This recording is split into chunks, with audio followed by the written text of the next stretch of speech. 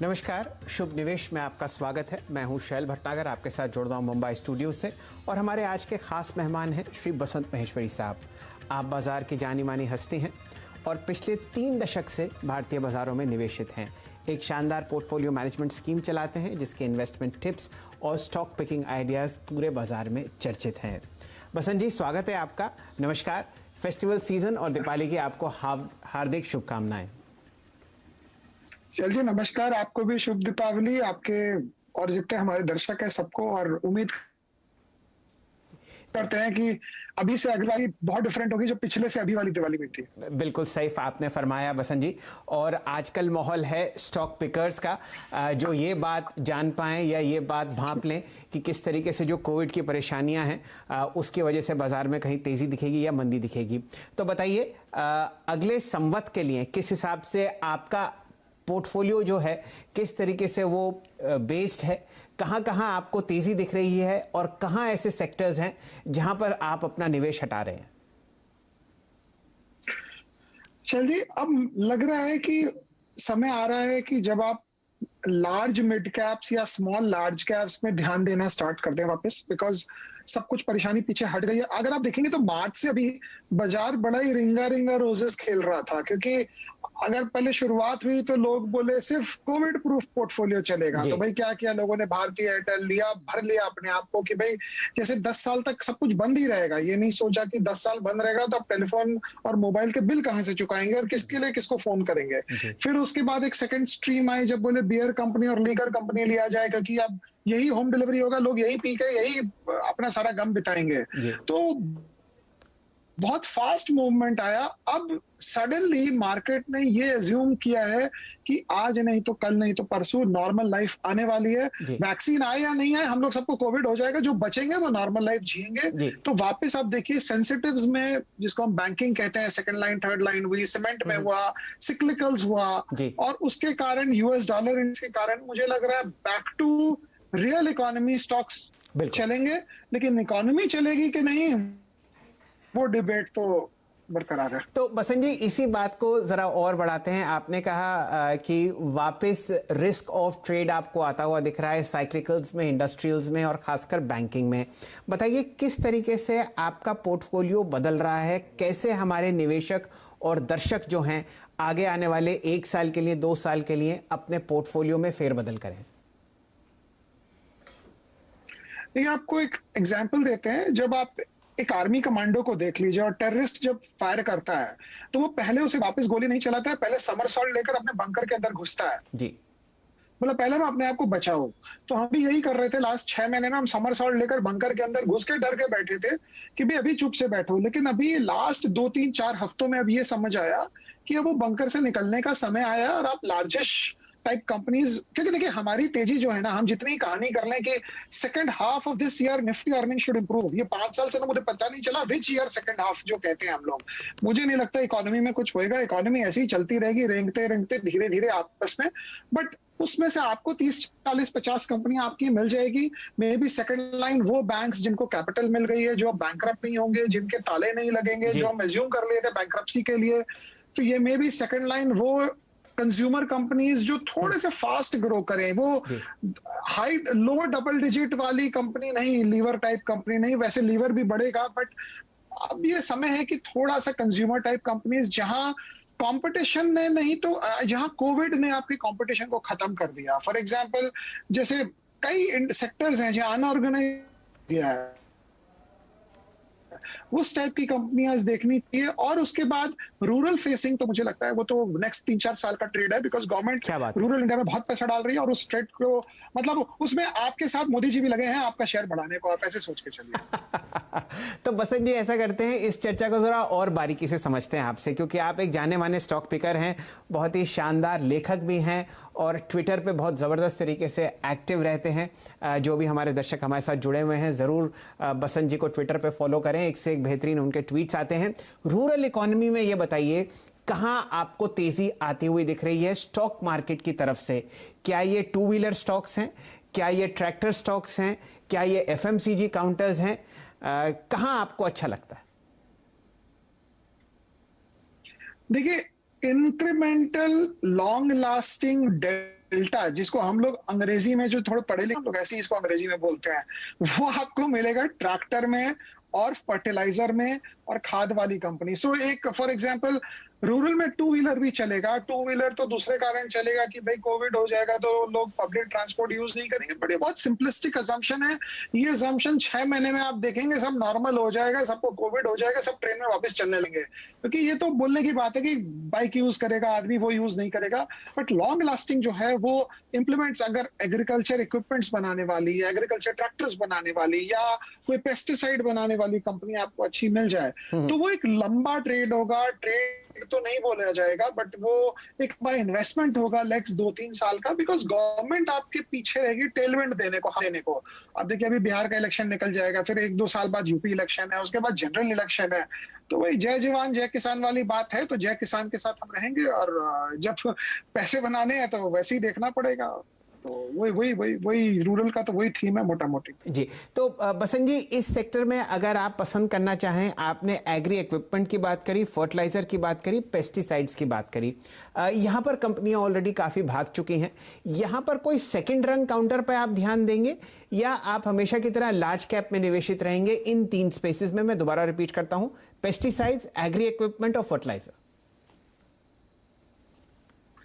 Fertiliser तो बहुत ही regulated है, वो जहां 2 रुपए दाम बढ़ा देगी उनको 20 प्रॉब्लम आ जाएंगे। ठीक है, अनरेगुलेटेड वाली बात चलती है हमारे कंट्री में, बट फर्टिलाइजर में उतना नहीं होगा।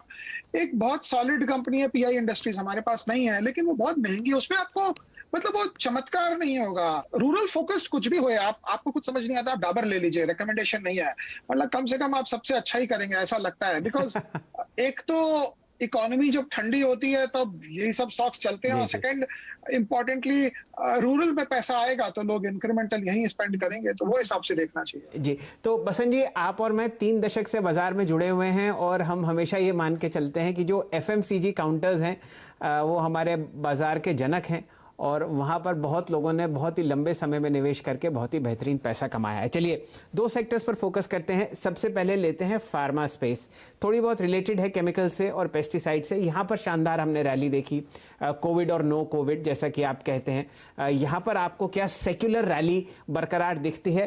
अब वो हाल है कि फार्मा पिछले 6 महीने में जो 5 साल के पाप हैं उन्हें धो चुका है, और कई सारे स्टॉक्स अब रिकॉर्ड हाई के जोन्स में हैं। वहां पर बताइए, क्या मोमेंटम चेस किया जाए? ये लंबी अवधि की स्टोरी है या यहां पर हो चुका? निफ्टी फार्मा इंडेक्स अगर आप देखेंगे तो अभी भी मुझे नहीं लगता है कि Nifty pharma index is anywhere near it's old high. तो आप ठीक है, फार्मा में रैली आई है, वो एपीआई में बड़े जोर के लोग घुस गए हैं, पैसे बने हैं ऑब्वियसली, लेकिन ट्रेंड मैं जब भी मानूंगा फार्मा को leader of this bull market, जब भी मानूंगा मैं जब फार्मा इंडेक्स अपना 2015 के हाई है, 2014 का जो हाई है उसको क्रॉस करे। जब तक वो क्रॉस नहीं करेगा, ये एक अच्छा मनी मेकिंग अपॉर्चुनिटी, एक अच्छा वेल्थ क्रिएटिंग अपॉर्चुनिटी है, वो हम उससे नहीं ले सकते। तो मुझे लगता है उस एंगल से फार्मा को देखना चाहिए। और फार्मा में भी स्टॉक्स बढ़ते हैं तो ऑब्वियसली ऐसे बढ़ते हैं, और घटते तो भी वो 1000 रुपए का स्टॉक 300 रुपए कब हो जाता है पता नहीं चलता है। तो ये हर आम निवेशक के हाथ की चीज नहीं है कि वो जैसा चाहे उसको ले ले, तो वो एंगल से देखना चाहिए उसको। जी, चलिए, तो ये बताइए, आप जहां तक मुझे समझ में आया अपने पोर्टफोलियो में रूरल थीम में तो ओवरवेट हैं।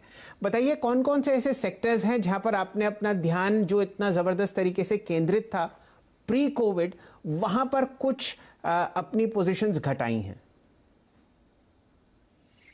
नहीं, खटाई बोल के तो हमने उतना नहीं है, बट नॉर्मली हमारे पास थोड़ा फाइनेंशियल स्पेस में था, तो बजाज तो वैसे ही बरकरार है, अभी का अभी भी वैसे ही। हमने तो 5000 में लिया था, 1800 देखा, 3800 देख लिया, बट आगे क्या करेंगे वो पता नहीं। बट जैसे जैसे अपॉर्चुनिटी आती है वैसे वैसे शिफ्ट करने की चेष्टा करें। बट अभी जो समय है लग रहा है वापस फाइनेंशियल्स जो टॉप नॉच है वो चलेंगे। और जैसे पहले 10 एनबीएफसी चलती थी तो अब शायद 2 या 3 चलेगी, पहले 10 बैंक्स चलते थे तो 2 या 3 चलेंगे। लेकिन शैल जी, जब मंदी जब खत्म होती है, जब बैंकों को फंडिंग मिल जाती है, तो हमको 3 महीना पहले आप देखिए हमारे second line third line banks को इक्विटी फंडिंग मिल गई। तो मुझे लगता है उस एंगल से भी देखना चाहिए कि इक्विटी फंडिंग जब बैंक्स को मिल गई, मतलब कि इकोनॉमी की प्रॉब्लम थोड़ी सी सॉल्व नजर आ रही थी उन लोगों को। 2009 में भी वही हुआ, अमेरिका में सिटी बैंक को फंडिंग मिल गई सऊदी अरेबिया से, तो वहां उसके बाद 2008 की मंदी खत्म हुई। तो उस एंगल से देखना मुझे लगता है ज्यादा बेटर होगा।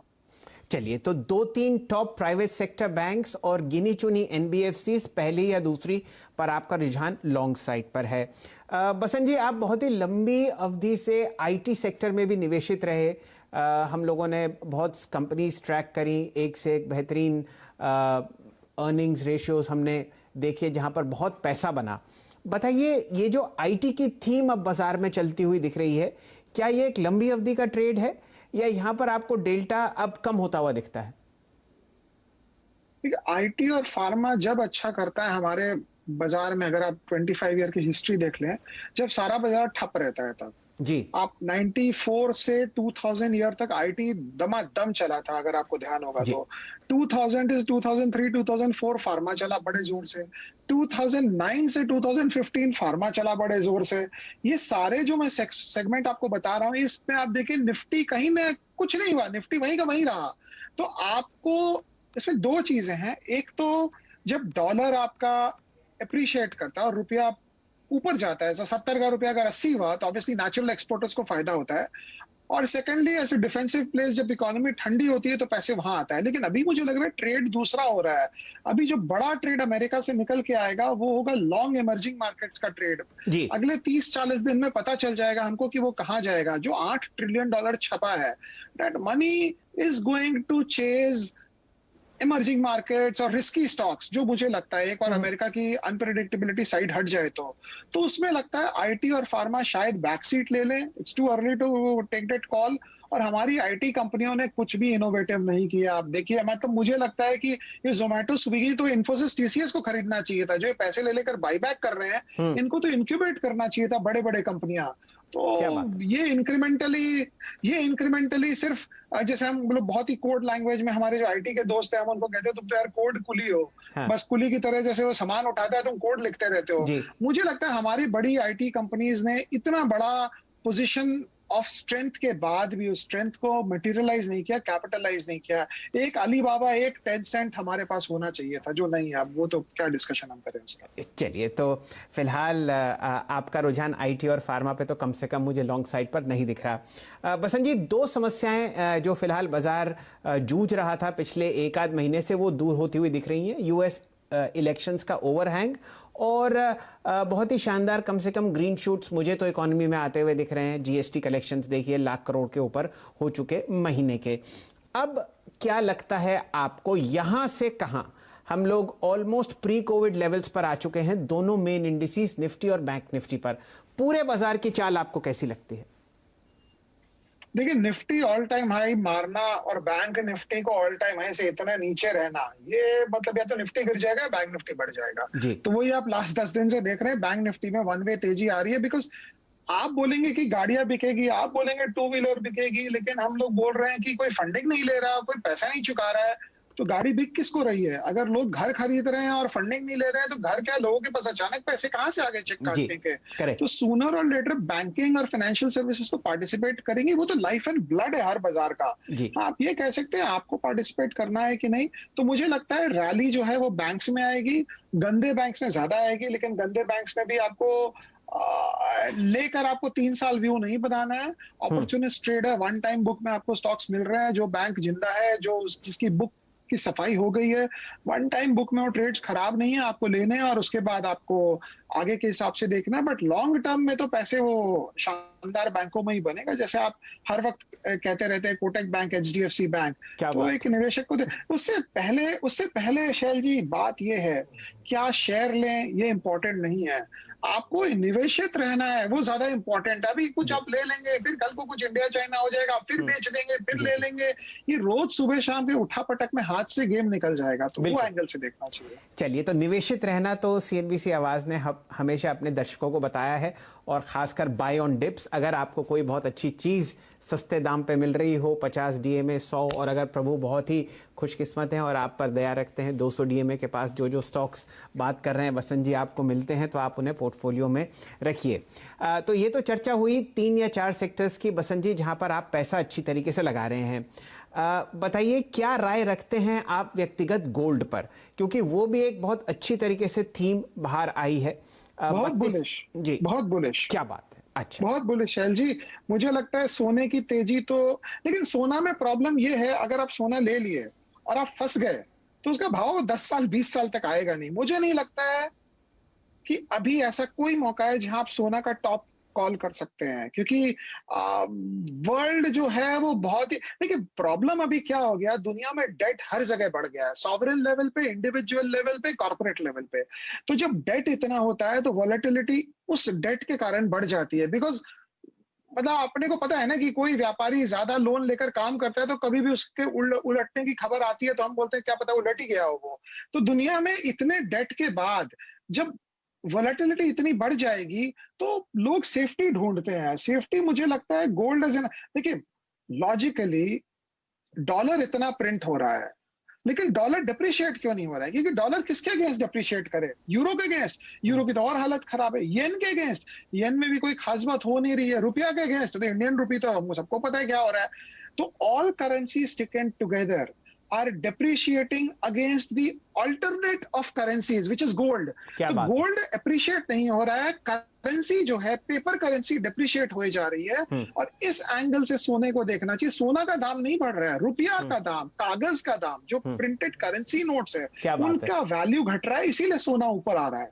तो मुझे लगता है जब तक नोट छपाई चलती रहेगी ये क्या सोना बात। का दाम बढ़ता रहेगा। ये किसी को कुछ समझ में नहीं आता है तो शेयर बाजार अगर उसको ज्यादा दिमाग नहीं लगाना है तो सोना जरूर खरीदे रखे। और अभी तो मुझे लगता है 1-2 साल तो चलेगी सोने की तेजी। क्या बात है बसंत जी, आपने तो एक बहुत जबरदस्त मैक्रो इकोनॉमिक लेसन भी दे दिया।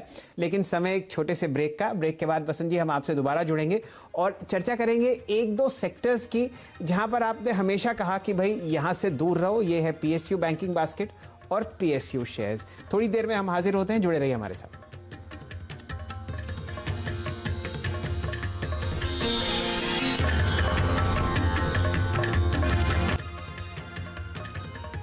नमस्कार, शुभ निवेश में आपका दोबारा स्वागत है।